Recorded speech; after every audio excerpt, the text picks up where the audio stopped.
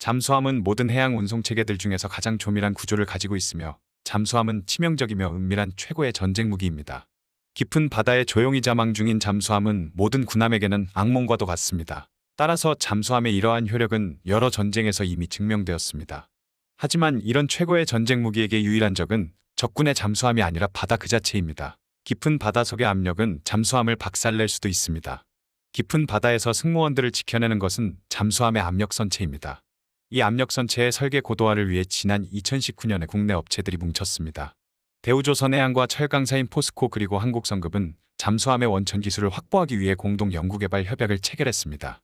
국내에서 유일하게 잠수함용 특수강을 공급하는 포스코의 HY 강제를 기반으로 대우조선해양 산업기술연구소와 포스코 철강솔루션 연구소 그리고 한국성급 연구본부가 공동으로 연구에 참여했습니다. 협약은 오는 2021년까지 3개의 대과제 및 7개의 세부과제 수행을 통해 잠수함 설계 원천 기술을 확보한다는 내용을 담고 있었습니다. 잠수함 압력선체는 외부 수압을 견디는 구조물로 승조원의 작전 수행 및 거주를 위한 공간입니다.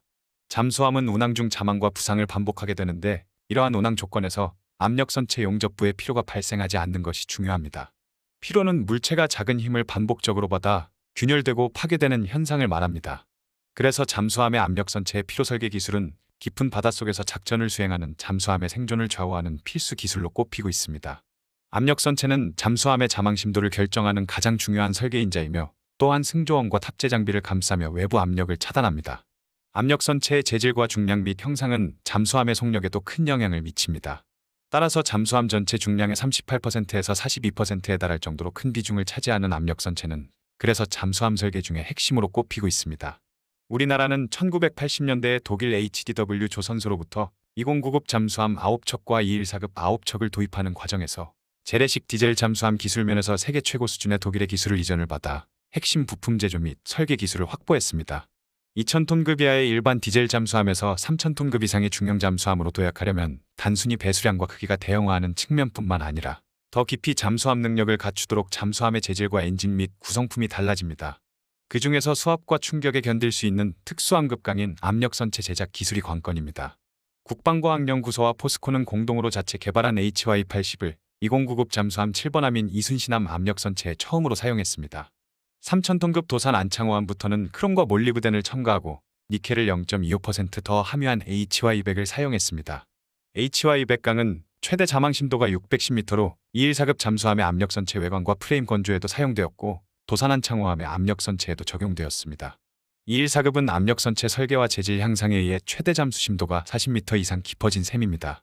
이처럼 2019년에 시작된 대우조선해양과 포스코, 한국성급의 공동연구는 피로설계 기술 확보에 초점이 맞추어져 있었으며 지난 13일에 대우조선해양은 경남 거제 옥포조선소에서 잠수함 압력선체 피로설계 고도화 및 성능평가 기술 개발 완료 보고회를 열었다고 지난 12월 13일에 밝혔습니다.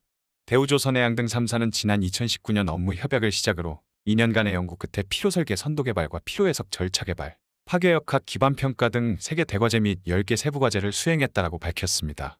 대우조선해양 등 3사는 잠수함 전용 특수강인 HY 강제의 고유 특성을 고려한 피로설계 기준 개발 및 관통 균열 발생 메커니즘을 규명하는 등 잠수함 피로설계 원천 기술을 확보하는 성과를 거뒀습니다.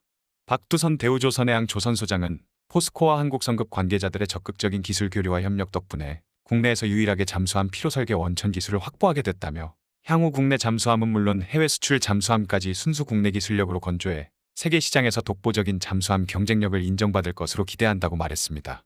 따라서 우리나라는 잠수함의 피로설계 기술을 확보하여 국내 잠수함 및 수출 잠수함 모델에 다양하게 적용해 대응력이 한층 높아질 것으로 보입니다. 다음 소식은 중국의 제20 전투기와 엔진에 대한 이야기를 전해드리겠습니다. 중국 언론들은 청두 비행기공업공사의 발표를 인용하며 퍼즐의 마지막 조각이었던 자국산 엔진 문제가 해결돼 대량 생산 단계에 돌입했다고 보도하고 있어 해외 언론들이 많은 관심을 보이고 있습니다. 청두 비행기공업공사는 새로운 제20 전투기의 사진과 함께 많은 부대에서 인도를 기다리던 제20은 곤란한 문제에 직면해 있었지만 이를 놓고 중국의 언론들은 퍼즐의 마지막 조각이었던 자국산 엔진 문제가 해결된 제20이 대량 생산 단계에 돌입했다라고 보도했습니다. 이 보도에 해외의 여러 언론들도 관심을 나타내고 있습니다. 중국의 제20은 2017년 3월에 실전 배치되었으나 기술적인 성숙도 및 수정 작업 등이 우선되어 양산 규모는 소수에 그치고 있으며 또한 제20에 장착하는 AL-31F 엔진의 공급을 러시아에 의존하고 있어 연간 20기에서 40기 정도의 양산밖에 되지 않는 것으로 추정되고 있었습니다. 하지만 2020년까지 AL31F 엔진보다 추력이 크고 톱니 모양으로 처리된 엔진 노즐을 장착한 중국산 엔진인 WS10C 탑재기가 등장함에 따라 중국은 제20의 양산 규모를 자체적으로 조정할 수 있게 되었습니다. 올해 열린 주하이 항공쇼에서도 제20의 개발 관계자는 중국 공군이 요구하는 수량만큼 생산 능력을 확대할 수 있게 됐다고 언급하기도 했습니다. 이처럼 중국은 제20의 기술적인 성숙도를 높이기 위해 노력하고 있으며 5세대 전투기에 대응한 전술 개발도 상당히 진척될 것으로 예상되기 때문에 외신들은 중국은 만반의 각오로 제20을 운용하는 부대의 확장에 나설지도 모른다고 보도한 것입니다.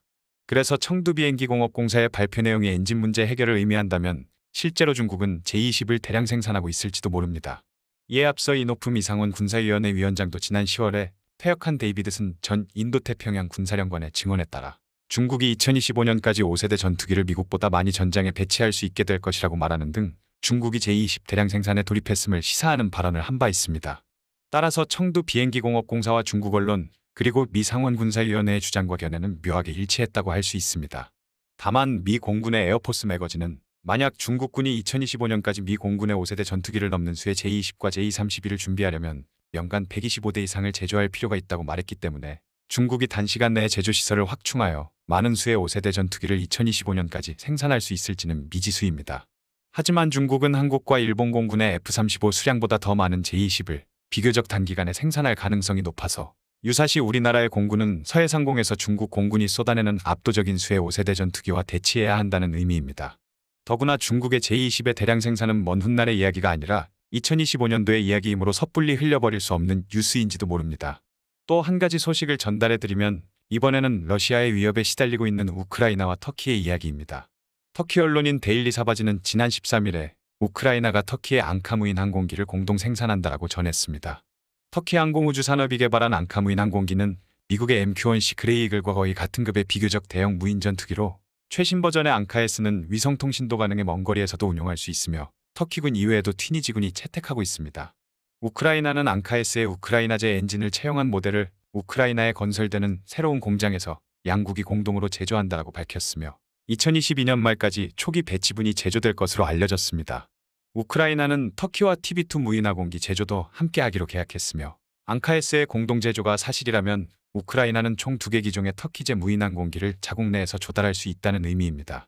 러시아는 터키가 도움을 주고 있는 TB2에 대해 우크라이나의 상황만 악화시킬 뿐이라고 비판하고 있어 당연히 앙카S의 합작에도 시비를 걸 가능성이 높습니다. 하지만 터키는 우크라이나와 지난해 10월에 양국 간 군사협정을 맺은 지 얼마 되지 않았기 때문에 에르도안 대통령은 러시아의 말에 귀를 기울이지 않을 것으로 보입니다.